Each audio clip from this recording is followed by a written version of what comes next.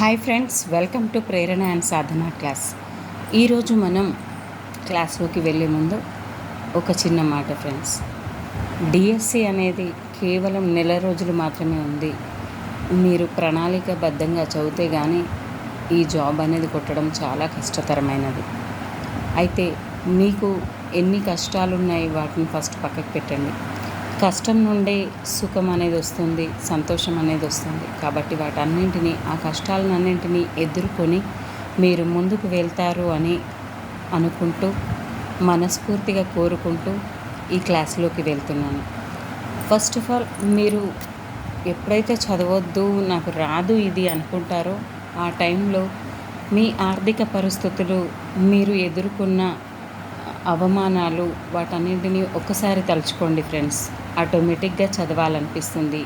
ఎలాంటి మోటివేషన్స్ కూడా మనకు అవసరం లేదు అనిపిస్తుంది. ఒకసారి ఆ విధంగా ప్రయత్నం చేయండి. అదేవిధంగా మార్నింగ్ లేవగానే మీకు మీరు శభాష్ అనుకోండి.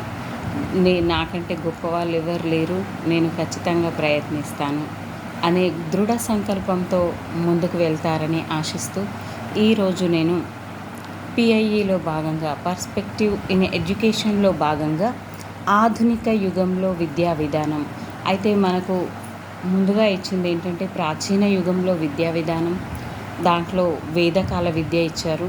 అదేవిధంగా బౌద్ధకాల విద్య, జైన యుగంలో విద్య, ఈ విధంగా ఇవ్వడం జరిగింది. అందులో చాలా ఇంపార్టెన్స్ ఉన్నాయి. మీ అందరికీ తెలిసే ఉంటుంది ఆ టాపిక్. వీలైతే మళ్ళీ నేను పెడతాను. అంతేకాకుండా మధ్యయుగంలో విద్యా విధానం అంటే ముస్లిం విద్యా విధానం. ఈరోజు మనం నేర్చుకోబోతున్న పాఠం ఆధునిక యుగంలో విద్యా విధానం. అయితే ఈ ఆధునిక యుగం అనేసరికి భారతీయ విద్యలో తొలి యూరోపియన్లు చాలా ప్రయత్నాలు చేశారు. మరి ఎందుకు ప్రయత్నాలు చేశారు వాళ్ళు? వాళ్ళ క్రైస్తవ మతాన్ని ఎక్కువగా ప్రచారం చేయడానికి ఈ విధంగా వాళ్ళు విద్య ద్వారా సాధ్యమవుతుంది అన్న ఉద్దేశంతో క్రైస్తవ మిషనరీలు స్థాపించడం జరిగింది. వాళ్ళు ఆ విధంగా ఫస్ట్ ఎవరు అంటే యూరోపియన్లు, పోర్చుగీసు వారు రావడం అనేది జరిగింది ఇండియాకు. భారతదేశానికి వచ్చిన విదేశీ క్రైస్తవ మిషనరీలలో రోమన్ క్యాథలిక్ మిషన్లు మొట్టమొదటిది. మన దేశంలో పోర్చుగీసు, డచ్, ఫ్రెంచ్, డేన్, ఇంగ్లాండ్ దేశస్థులు క్రైస్తవ మత వ్యాప్తికి అనేక పాఠశాలలు స్థాపించారు. అయితే మొట్టమొదటిసారిగా వచ్చింది ఎవరు? ఆధునిక విద్యా విధానానికి ఆద్యులు ఎవరు అంటే పోర్చుగీసు వారు. ఇందులో వాస్కోడి గామా మీ అందరికీ తెలిసే ఉంటుంది. 1458లో భారతదేశానికి సముద్ర మార్గాన్ని కనుగొనడం జరిగింది. అయితే ఈ ఆద్యులు పోర్చుగీసు వారు అని చెప్పింది ఎస్ఎస్ ముఖర్జీ గారు. భారతదేశంలో విద్యా వ్యాప్తికి కృషి చేసిన మొట్టమొదటి క్రైస్తవ మతబోధకుడు సెయింట్ ఫ్రాన్సిస్ సీనియర్. ఇతను చాలా సీనియర్ కాబట్టి ఇతనే ఆద్యుడు, మతబోధకుడు, క్రైస్తవ మతబోధకుడు అని చెప్పి ఆ విధంగా గుర్తుపెట్టుకోండి. నెక్స్ట్, భారతదేశంలో విద్యా వ్యాప్తికి కృషి చేసిన వారిలో డేనియన్, లలోజీ, జెన్బాల్గ్ మరియు క్లూషోలు కూడా ముఖ్యులు.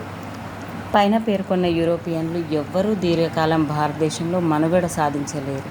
వారి మధ్య భారతదేశ వలస ఆధిపత్యం కొరకు జరిగిన పోరాటంలో బ్రిటిష్ వారు నెగ్గడం వలన దేశ విద్యా విధానం పూర్తిగా బ్రిటిష్ వారి ప్రభావం అనేది చూపడం జరిగింది. బ్రిటిష్ వారి విద్యా విధానం ఈస్ట్ ఇండియా కంపెనీ పరిపాలనలో విద్యాభ్యాసం మరి ఏ విధంగా ఉంది వీళ్ళది? బ్రిటిష్ వారు క్రీస్తు శకము 1600 సంవత్సరంలో ఈస్ట్ ఇండియా కంపెనీని ప్రారంభించారు. క్రిస్టియన్ మత వ్యాప్తిని దృష్టిలో ఉంచుకొని ఈస్ట్ ఇండియా కంపెనీ భారతదేశంలో మిషనరీ పాఠశాలలను ప్రారంభించడం జరిగింది. అయితే ఈ పాఠశాలలు ప్రధాన లక్ష్యం క్రిస్టియన్ మత ప్రచారం లేదా బైబిల్ బోధన. ఆదివారం సెలవుతో ఒకే నియత కాలమానం ప్రకారం ఒకే రకమైన పాఠ్య ప్రణాళికను అమలుపరచడం జరిగింది. సిలబస్ ప్రకారం పాఠ్య పుస్తకాలు ముద్రించారు. బహుళోపాధ్యాయ బోధన ప్రవేశపెట్టారు. ప్రాంతీయ భాషతో పాటు వ్యాకరణం, చరిత్ర, భూగోళం విషయాల్లో బోధన జరుపుట, క్రైస్తవ బోధన కొరకు ప్రత్యేకంగా ఇంగ్లాండ్ నుంచి మత బోధకులను రప్పించి మరీ చెప్పించడం జరిగింది. ఈ విధంగా కంపెనీ వారు, ఈస్ట్ ఇండియా కంపెనీ వారు విద్యాభ్యాసానికై ఈ విధమైన చర్యలు తీసుకోవడం జరిగింది. ఈస్ట్ ఇండియా కంపెనీ కార్యకలాపాలు ప్రధానంగా మద్రాసు, బొంబాయి, బెంగాల్లకే పరిమితమయ్యాయి. కొంతకాలం తర్వాత కంపెనీ తన విధానాన్ని మానుకొని తటస్థ విధానాన్ని అనుసరించడం జరిగింది. Next, Charles grant. మరి ఈ చార్లెస్ గ్రాంట్ ఎవరు? ఇతను భారతదేశంలో ఆధునిక విద్యకు పితామహునిగా పిలువబడతాడు. ఇక్కడ ఆధునిక విద్యకు, ఈ విద్య అనే అమ్మాయికి గ్రాండ్ ఫాదర్ అని గుర్తుపెట్టుకోండి చార్లెస్ గ్రాంట్ గారిని. విద్యకు పితామహుడు అంటే ఇతను, విద్యా విధానానికి పితామహుడు అంటే వుడ్ అంటే కర్ర. విద్యా విధానం, ఏ విధానంలో ఏ కర్రతో తయారు చేశారు అన్నట్టుగా గుర్తుపెట్టుకోండి, వుడ్. విద్య మాత్రమే అనిస్తే చార్లెస్ గ్రాంట్, విద్యా విధానానికి పితామహుడు అనిస్తే వుడ్. ఈ వుడ్స్ డిస్పాచ్ అనేది 1854లో రావడం జరిగింది. ఓకే, ఇక్కడ 2 వేరియేషన్స్గా గుర్తుపెట్టుకోండి. భారతీయులకు ఇంగ్లీషు విద్య గురించి మొట్టమొదట చెప్పింది చార్లెస్ గ్రాంట్. అందుకనే ఇతన్ని ఆధునిక విద్యకు పితామహుడు అని పిలవడం జరుగుతుంది. 1773 సంవత్సరంలో ఒక సామాన్య కంపెనీ అధికారిగా భారతదేశానికి వచ్చి ఇక్కడి సంస్కృతి విద్యా విధానం అవగాహన చేసుకున్నాడు. 1792 సంవత్సరంలో అబ్జర్వేషన్ అనే పుస్తకంలో భారతీయులు అత్యంత నీచమైన, దౌర్భాగ్యమైన స్థితిలో జీవిస్తున్నారని ఇతను పేర్కొన్నాడు. అంటే ఇతను అబ్జర్వ్ చేశాడు. ఆ అబ్జర్వ్ చేయడం వల్ల ఈ భారతీయుల గురించి అతనికి క్షుణ్ణంగా అర్థమైంది. ఎప్పుడు? 1792లో. భారతీయ దైన స్థితిని బాగు చేయు మార్గాలేంటి మరి? ఇంగ్లీషు భాషను నేర్పడం, క్రైస్తవ మత వ్యాప్తి అని పెట్టుకోవడం జరిగింది. ఇంగ్లీషు భాష ఇది నూతన భావాలు నేర్చుకునే తాళం చెవి.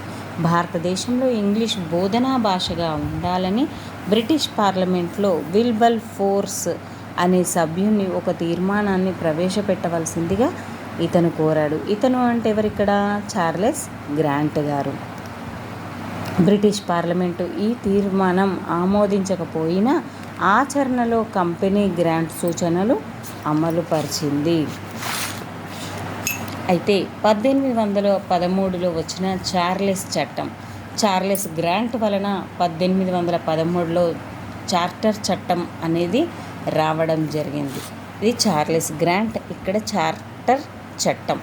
ఈ చట్టం భారతదేశంలో విద్యకు ఒక నూతన మార్గం అనేది ఇచ్చింది. ఇందులోని మరి ముఖ్యాంశాలు ఉన్నాయి. మొట్టమొదటిసారిగా క్రైస్తవ మిషనరీలు తమ మత ప్రచారం కోసం చేసుకొనుటకు స్వేచ్ఛ ఇవ్వాలి అనుకున్నాయి. భారతీయులకు విద్యావంతులను చేయుటకు కంపెనీ బాధ్యత వహించాలి అనుకున్నాయి. సంవత్సరానికి ₹1,00,000 విద్యకు కేటాయించాయి. చూడండి ఫ్రెండ్స్, ఇది గ్రూప్ 4లో రావడం జరిగింది. సంవత్సరానికి ₹1,00,000 అనేది ఏ విద్య అంటే ఏ చార్టర్ చట్టం ప్రకారం అంటే 1813 చార్టర్ చట్టం ప్రకారం. దీని తర్వాత అనేక ప్రభుత్వ, ప్రైవేటు పాఠశాలలు స్థాపించబడినప్పటికీ ఆచరణలో అనేక వివాదాలు ఏర్పడింది. దీనికి ప్రధాన కారణాలు 3. ఈ చట్టంలో విద్యా లక్ష్యం స్పష్టంగా లేదు. ఏ విద్యను ప్రోత్సహించాలో వివరణ లేదు. కంపెనీయే విద్యా బాధ్యత చేపట్టాలా లేక ప్రైవేటు వ్యక్తులకు బాధ్యత వదిలివేయాలా? ఇది చాలా ఇంపార్టెంట్ ఫ్రెండ్స్. 1813 చట్టం కింది వానిలో సరి అయినది ఏది, సరికానిది ఏది అనేస్తే ఈ 3ంటిని మనం తప్పకుండా గుర్తుపెట్టుకోవాలి. ఏంటి? విద్యా లక్ష్యం స్పష్టంగా లేదు, ఏ విద్యను ప్రోత్సహించాలో వివరణ లేదు, అదేవిధంగా విద్యా బాధ్యత చేపట్టాలా లేదా ప్రైవేటు వ్యక్తులు చేపట్టాలా అనేది, అదేవిధంగా ₹1,00,000 ఇస్తే దాన్ని ఏ విధంగా ఖర్చు చేయాలి అనేది కూడా స్పష్టంగా లేకపోయింది. ఈ వివాదాన్ని ప్రాక్ పశ్చిమ వివాదం అని అంటారు. భారతీయులలో సంస్కృతి, నాగరికత అనేది లేదు. వారిని మార్చవలసిన బాధ్యత కంపెనీకి ఉంది. అందుకు తగిన చర్యలు తీసుకోవాల్సిన బాధ్యత కంపెనీకే ఉంది, బ్రిటిష్ వారికే ఉంది అని వారు అభిప్రాయపడడం జరిగింది. మరి ప్రాక్ పశ్చిమ విద్యా విధానం అంటే ఏంటి? కంపెనీ సాంప్రదాయ విద్యా విధానం కొనసాగించాలనుకున్నది. ఈ విధానం బలపరచుటలో ఆంగ్లేయులు ముందున్నారు. ప్రిన్సెస్ 1813 సంవత్సరంలో ప్రవేశపెట్టిన విద్యకు కేటాయించిన ₹1,00,000 ఏ విధంగా ఖర్చు పెట్టాలనే అంశం మీద నియమించిన కమిటీకి ఆద్యుడు. ఈ కమిటీకి ఆద్యుడు ప్రిన్సెస్ అంటే ఒక రాజకుమారుడు అని గుర్తుపెట్టుకోండి. భారతీయ భాషలు సంస్కృతి యూరప్ భాషలు సంస్కృతి కన్నా శ్రేష్టమైనవి. ప్రిన్సెస్ భారతీయులు ఇంగ్లీష్ భాషను అర్థం చేసుకోలేరని వాదించాడు. కొంతమంది ఇంగ్లీష్ భాషాభిమానం కలవారు ప్రిన్సెస్ వాదన ఆంగ్లేయుల కుట్రలో భాగమని వాదించారు. ప్రిన్సెస్ భారతీయులు ఇంగ్లీషు భాష సంస్కృతి సాహిత్యం నేర్చుకోలేరు అనే వెనుక భారతీయులను అన్ని రంగాల్లో వెనుకబాటుతనంలో ఉంచి ఆంగ్లేయుల పాలన దీర్ఘకాలం కొనసాగించాలనే భావన ఉన్నదని భావించడం జరిగింది. మరి పాశ్చాత్య లేదా ఆంగ్లికిస్టుల వాదన అంటే ఆంగ్ల విద్య గురించి ఏం చెప్పారు మరి భారతీయులు? బ్రిటిష్ వారు 19వ శతాబ్దం 3వ శతాబ్దం నాటికి ఇంగ్లాండ్ గొప్ప పారిశ్రామిక దేశంగా ఆవిర్భవించింది. మిగతా దేశాల కన్నా ఎక్కువ వలసలను ఏర్పరచుకున్న గొప్ప రాజకీయ శక్తిగా ఏర్పడడం జరిగింది. పాశ్చాత్య విద్యను సమర్థించే వారందరూ యువకులే. భారతీయులలో విజ్ఞానాన్ని ఇంగ్లీషు భాష ద్వారా పెంపొందించవచ్చని వారు భావించారు. పాశ్చాత్య విజ్ఞానం ద్వారా భారతీయుల నైతిక స్థాయి పెంచవచ్చని కూడా వారు వాదించడం జరిగింది. ఆంగ్లికిస్టులలో మెకాలే చాలా ముఖ్యుడు. లార్డ్ మెకాలే పై రెండు పక్షాల వాదనలో ఎన్ని తేడాలు ఉన్నా 2 అంశాల్లో వారిద్దరూ ఏకీభవించారు. కంపెనీకి ఉన్న పరిమిత వనరుల దృష్ట్యా అందరికీ విద్యను అందించడం అనేది సాధ్యం కాదు అన్న ఉద్దేశంతో ఇతను ఏం చేశాడంటే మొదటగా ఉన్నత వర్గాల వారికి నేర్పించి ఆ తర్వాత దిగువ తరగతి ప్రజలకు దానంతట అదే ప్రసారం అవుతుంది అని దీన్ని అధోముఖ వడపోత సిద్ధాంతాన్ని గురించి చెప్పింది మెకాలే గారు. లార్డ్ మెకాలే ప్రతిపాదనలు మరి ఏమున్నాయి? 1813 చట్టంలో నిర్దేశించగా విద్యకు ₹1,00,000 ఏ విధంగా ఖర్చు చేయాలో తేలలేదు.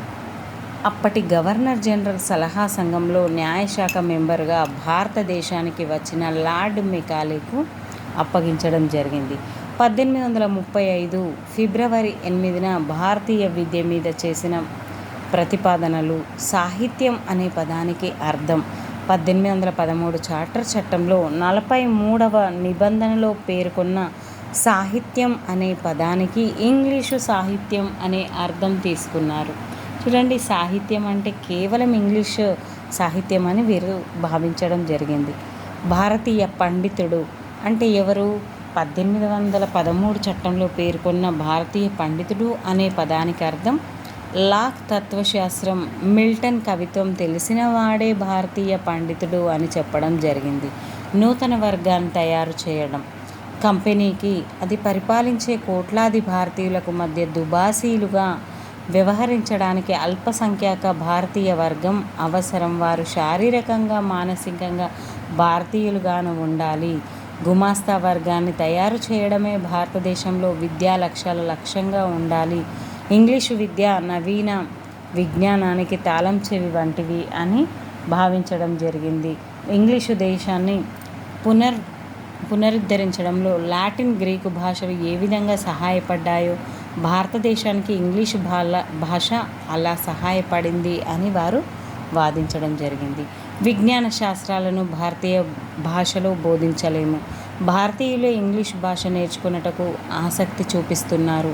సంస్కృతం, అరబిక్ భాషలలో గల హిందూ, ముస్లిం ధర్మస్మృతులలో ఇంగ్లీష్ భాషలోకి తర్జుమా చేయాలి. విద్యా సంస్థల్లో తటస్థ మత విధానాన్ని అనుసరించాలి అని ఈ విధంగా నూతన మార్గాన్ని తయారు చేయడం జరిగింది. మెకాలే విద్యా విధానం ద్వారా మెకాలే లాంటి వారి ద్వారా సాంస్కృతిక మార్పును ఆశించిన నూతన విద్యా విధానం ప్రవేశపెట్టడం జరిగింది. 1835 సంవత్సరంలో లార్డ్ మెకాలే నూతన విద్యా విధానం ప్రవేశపెట్టడం జరిగింది. దీని ద్వారా ఇంగ్లీష్ను ఇండియాలో ప్రవేశపెట్టడం జరిగింది. ఎప్పుడు అంటే 1835. 1844లో అప్పటి గవర్నర్ జనరల్ లార్డ్ హార్డింగ్ ఉంటుంది కదా ఇంగ్లీష్ సబ్జెక్ట్ అనేది, హార్డింగ్ అని గుర్తుపెట్టుకోండి. ఇంగ్లీష్ పాఠశాలలో చదివిన వారికి మాత్రమే ప్రభుత్వ ఉద్యోగాలు ఇవ్వాలి అని ఆదేశించాడు లార్డ్ హార్డింగ్ 1844లో. భారతీయులు చాలామంది స్వదేశీ విద్యా సంస్థలలో అన్ని పథకాలు ప్రవేశపెట్టిన ఇంగ్లీషు భాషపై ఆసక్తి కనపరిచారు. స్వదేశీ విద్యా సంస్థలు గత్యంతరం లేక మూసుకోవాల్సి వచ్చింది. ఇంకేంటి, ఇప్పుడు కూడా మనం ప్రైవేటు పాఠశాలలో ఇంగ్లీషు చదువుకుంటేనే తప్ప, మనకు ఇంగ్లీష్ పరిజ్ఞానం ఉంటేనే తప్ప ఉద్యోగంలోనికి తీసుకోవడం లేదు. అదేవిధంగా అప్పటి కాలంలోనే 1844లో లార్డ్ హార్డింగ్ గారు ఇంగ్లీషు భాషలో మాత్రమే ప్రభుత్వ ఉద్యోగాలు ఇవ్వాలి అని చెప్పడం జరిగింది. విద్యను అభ్యసించడం ఉద్యోగం కొరకే అనే భావన కూడా ఏర్పడింది. ఇలాంటి పరిస్థితుల్లో బ్రిటిష్ ప్రభుత్వం 1854లో విద్యా విధానాన్ని పునఃపరిశీలించుకోవాల్సి వచ్చింది. విద్యా విధానం పట్ల భారతీయ విద్యావేత్తల్లో నిరసన అనేది ప్రబలింది. వుడ్స్ డిస్పాచ్ 1854 మంచి లక్షణాలన్నీ చాలా ఇందులో ఉన్నాయి ఫ్రెండ్స్. మెకాలే ప్రతిపాదనల్ని అనుసరించి 1844 గవర్నర్ జనరల్ లార్డ్ హార్డింగ్ ఉద్యోగ అవకాశాలను ఆంగ్ల భాషను అభ్యసించిన భారతీయులకు మాత్రమే ఇవ్వాలి అని చెప్పి అతను ఆదేశించాడు. మొట్టమొదటిసారిగా వివిధ స్థాయిల్లో విద్యను ఒక సమగ్ర పథకం రూపొందించడం జరిగింది.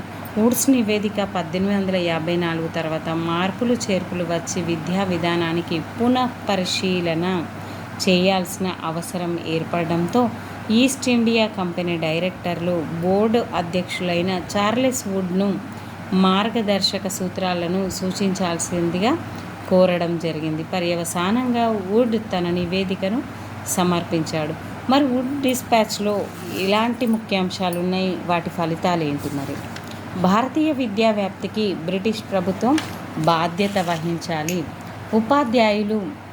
ఉపాధ్యాయ శిక్షణ ఆవశ్యకతను స్థాపన చేయాలి. బాలిక స్త్రీ విద్యను అందించే సంస్థలను వ్యక్తులకు ప్రోత్సాహం కల్పించాలి.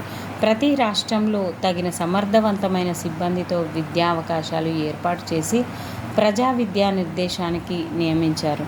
భారతదేశ చరిత్రలో వుడ్ నివేదిక ప్రభుత్వ స్థానం వహించి అనేక కీలక మార్పులకు కారణమవ్వడం జరిగింది. ఈ విధంగా వుడ్స్ డిస్పాచ్ అనేది చాలా ముందంజలోకి వెళ్ళింది. విద్యా సంస్థలకు దశల వారీగా విభజించి నిర్వహించాలి. ప్రాథమిక పాఠశాలలు, మాధ్యమిక పాఠశాలలు, ఉన్నత పాఠశాలలు, కళాశాలలు, విశ్వవిద్యాలయాలను ఏర్పాటు చేయడం అనేది నిర్ణయించుకున్నారు.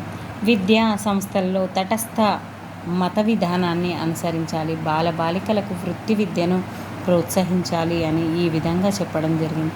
వుడ్స్ ప్రాముఖ్యత, ఫలితాలు ఏంటి? మరి వుడ్ నివేదిక భారతీయ విద్యా విధానంలో మాగ్నా కార్టా లాంటిది అని హెచ్ఆర్ జేమ్స్ చెప్పడం జరిగింది. ఈ జేమ్స్ గారు మాగ్నా కార్టాతో పోల్చడం జరిగింది. 1854 సంవత్సరంలో పూర్వం విద్యా స్థాయిలు క్రమబద్ధంగా ఉండేవి కావు. ఈ నివేదిక అనంతరం అనేక మంది క్రైస్తవేతర భారతీయులు స్థాపించిన విద్యా సంస్థలకు విరాళాలు ఇచ్చి ప్రోత్సహించారు. ఈ నివేదికల ఫలితాల్లో ముఖ్యమైనది విశ్వవిద్యాలయాల స్థాపనం. అప్పట్లో విశ్వవిద్యాలయాలకు స్త్రీ ప్రవేశం నిషిద్ధం. మరి కలకత్తా విశ్వవిద్యాలయం 1877లోను, ముంబై విశ్వవిద్యాలయం 1883లోను స్త్రీలకు ప్రవేశం అనేది పరీక్షలను అనుమతించినాయి. Hunter commission 1882. హంటర్ ఎన్నింటిపైన హంటింగ్ చేస్తున్నాం మనం? 8 పైన హంటింగ్ అనేది చేస్తున్నాం. ఆ విధంగా గుర్తుపెట్టుకోండి. ఎన్ని 8లు ఉన్నాయి? 2 ఉన్నాయి. హంటర్ అంటే 1882. భారతదేశంలో ప్రాథమిక విద్యకు అశ్రద్ధ చేసి ఉన్నత విద్యకు అధిక ప్రాధాన్యత ఇచ్చినట్లు భావించడం జరిగింది. వుడ్స్ డిస్పాచ్ నివేదికను ప్రభుత్వం అమలు చేయలేదు. భారతదేశంలో మిషనరీల ఆందోళన ఫలించకపోవడంతో general council of India education 1878లో లండన్లో ప్రారంభించడం జరిగింది. లండన్ కౌన్సిల్లోని ఆందోళనల వల్ల మొదటి ఇండియన్ ఎడ్యుకేషన్ కమిషన్ను ఫిబ్రవరి 3, 1882 సర్ విలియం హంటర్ అధ్యక్షన 20 మంది సభ్యులతో లార్డ్ రిప్పన్ నియమించాడు. అప్పటి నుండి దానిని హంటర్ కమిషన్గా భావించారు. ఇక్కడ లార్డ్ రిప్పన్ రావడం జరిగింది, అప్పుడు లార్డ్ హార్డింగ్ అని అర్థం. అప్పటి నుండి దానిని హంటర్ కమిషన్గా భావించారు. ప్రస్తుత దేశ పరిస్థితుల్లో ప్రజలకు ప్రాథమిక విద్యను అందించేందుకు విస్తరణకు విద్యా విధానాన్ని అభివృద్ధి పరిచేందుకు రాష్ట్ర ప్రయత్నాలు జరగాలని సిఫార్సు చేసింది. మరి హంటర్ కమిషన్ సూచనల ద్వారా కూడా ఎన్నో రకాలుగా మనం వీటి యాజమాన్యాన్ని స్థానిక సంస్థలకు అప్పగించాలి. ఈ పాఠశాలను ప్రభుత్వం ఆర్థిక సహాయం అందించాలి. ప్రజా అవసరాలకు అనుగుణమైన పాఠ్య ప్రణాళికను రూపొందించాలి. బోధనా భాషగా మాతృభాష ఉండాలి అని, ఈ విధంగా స్త్రీ విద్యకు ప్రోత్సాహం అనేది ఇవ్వాలి అని కూడా చెప్పడం జరిగింది. భారతీయ విశ్వవిద్యాలయాల కమిషన్ విశ్వవిద్య 2 సార్లు వచ్చింది కాబట్టి 1902 అని గుర్తుపెట్టుకోండి. 1902 ఉన్న 5 విశ్వవిద్యాలయాలు అనేక లోపాలతో నడుస్తుండేవి. వీటిని సంస్కరించుటకు తగిన సూచనలు ఇచ్చేందుకు గవర్నర్ జనరల్ లార్డ్ కర్జన్, చూడండి కర్జన్ అనగానే మనకు బెంగాల్ విభజన గుర్తుకొస్తుంది. 1905 అంటే ఆ టైంలో ఉన్నది లార్డ్ కర్జన్. వందే మాతర ఉద్యమం ఇవన్నీ కూడా లార్డ్ కర్జన్ కాలంలోనే. 3 ఏళ్ల డిగ్రీ తరగతులను ప్రవేశపెట్టి ఇంటర్మీడియట్ తరగతులు ఎత్తివేయాలి అని చెప్పడం జరిగింది విశ్వవిద్యాలయాల కమిషన్. భారతీయ విశ్వవిద్యాలయాల చట్టం 1904లో దీన్ని ఇంపీరియల్ లెజిస్లేటివ్ కౌన్సిల్లో విశ్వవిద్యాలయాల చట్టం అనేది ఆమోదించడం జరిగింది. ఈ విధంగా గోపాలకృష్ణ గోఖలే తీర్మానం ఏంటి అంటే 1911లో ఇతనిది నిర్బంధ దేశాభివృద్ధికి ఉచిత నిర్బంధ ప్రాథమిక విద్యను ప్రవేశపెట్టాలి అని ఇతను ఇవ్వడం జరిగింది. కేవలం 6 నుంచి 10 సంవత్సరాల మధ్య బాలబాలికలకు నిర్బంధ ప్రాథమిక విద్యను అందించాలి అని ఇతను సూచనలు ఇవ్వడం జరిగింది. షాడ్లర్ కమిషన్ లేదా కలకత్తా విశ్వవిద్యాలయాల కమిషన్ 1917. దీంట్లో ఉన్నాయన్నీ కూడా ఒకసారి చూడండి ఫ్రెండ్స్. అదేవిధంగా మాధ్యమిక విద్యకు సంబంధించి ఏ విధంగా చేయాలి, ఉపాధ్యాయ శిక్షణకు సంబంధించి ఏ విధంగా ఉండాలి, స్త్రీ విద్యను కల్పించాలి, షాడ్లర్ కమిషన్ ప్రభావం ఏ విధంగా ఉంది, అలాగే హార్టాంగ్ కమిటీ హార్ట్కి 1929 హార్ట్లో 1929 అనేది ఉంచాలి. సైమన్ కమిషన్ 1928 మే నెలలో సాంఘిక రాజకీయ ఆర్థిక పురోగతి పరిశీలనకు వచ్చినప్పుడు ఈ హార్టాగ్ భారతదేశంలో ఎన్నో సంవత్సరాల కమిషన్లో సభ్యుడిగాను కలకత్తా ఢాకా విశ్వవిద్యాలయాలకు వైస్ చైర్మన్గాను ఇతను పనిచేయడం జరిగింది. 1929 డిసెంబర్లో కమిటీ తన రిపోర్టును సమర్థించింది. 1927 సైమన్ కమిషన్ను ఏర్పాటు చేయడం జరిగింది. ప్రధాన సిఫార్సులు ఏంటి మరి హార్టాగ్ కమిషన్లో ఒకసారి చూడండి ఫ్రెండ్స్. ఎబార్ట్ వుడ్లా నివేదిక 1937. ఈ 1937లోనే మన గాంధీజీ గారు భారతీయ విద్యా విధానాన్ని, బేసిక్ విద్యా విధానాన్ని ప్రవేశపెట్టడం అనేది జరిగింది. సార్జెంట్ కమిషన్ 1944లో. దీనిని యుద్ధానంతర నివేదిక అని అంటారు. సార్జెంట్ అంటే అర్జెంట్ అని గుర్తుపెట్టుకోండి. ఎప్పుడైతే 1939 నుంచి 45 వరకు యుద్ధం, 2వ ప్రపంచ యుద్ధం ముగిసే సమయానికి అంటే 1944లో దీన్ని ప్రవేశపెట్టారు కాబట్టి యుద్ధానంతర నివేదిక అని అనడం జరుగుతుంది సార్జెంట్ కమిటీని. దీంట్లో ఉన్న ముఖ్యాంశాలు ఏంటో ఒకసారి చూడండి. బ్రిటిష్ విద్యా విధానం సమీక్ష ఏంటి, ఈ విధంగా ఫ్రెండ్స్ మనకి మొత్తం కూడా దీని గురించి ఇవ్వడం జరిగింది. భారతదేశంలో తొలి కిండర్ గార్డెన్ పాఠశాలను 1879లో ప్రవేశపెట్టడం అనేది జరిగింది. స్వాతంత్రం వచ్చే నాటికి ప్రాథమిక విద్యను వ్యాప్తి చేయడం, నిరక్షరాస్యతను నిర్మూలించడం అనే 2 విద్యా సమస్యలు నూతన ప్రభుత్వానికి నిలిచిన 2 ముఖ్య విద్యా సవాళ్ళుగా వాళ్ళు ప్రయత్నాలు అనేది చేయడం జరిగింది. మన దేశ అవసరాలకు, పరిస్థితులకు సరిపడే విద్యా విధానాన్ని రూపొందించడంలో ప్రయత్నం జరిగింది. ఈ ప్రయత్నంలో అనేక విద్యా ప్రయోగాలు జరుగుతున్నాయి. ఈ ప్రయత్నంలో మనం కొన్నింటిలో సఫలమయ్యాము, చాలా వాటిల్లో పాక్షిక విజయం మాత్రమే సాధించాము. Thank you friends. మీ అందరికీ ఇది అర్థమయ్యే ఉంటుంది అనుకుంటున్నాను. మీరు తప్పకుండా మరొకసారి దీన్ని చదివి విని అర్థం చేసుకుంటారు. నా క్లాసెస్ చాలా బాగున్నాయి అని కామెంట్స్ పెడుతున్నందుకు చాలా థ్యాంక్స్ ఫ్రెండ్స్. ఇదే విధంగా షేర్ చేయండి, లైక్ చేయండి. లైక్ చేయడం మాత్రం మర్చిపోతున్నారు ఫ్రెండ్స్. ప్లీజ్ లైక్ చేయండి. నాకు సపోర్ట్ ఇస్తారని ఆశిస్తూ నేను ఖచ్చితంగా మీకు ఇంకా మరెన్నో క్లాసులు చెప్పాలి అన్న ఉద్దేశంతో ముందుకు ఇలాగే వస్తాను అని అనుకుంటున్నాను. మరి నా విలువైన కాలాన్ని నేను మీకోసం కేటాయిస్తున్నట్టుగా మీరు కేవలం లైక్, షేర్ చేస్తే సరిపోతుంది ఫ్రెండ్స్. నేను చదువుకుంటూ నేను మీకు ఎక్స్ప్లెయిన్ చేస్తున్నాను.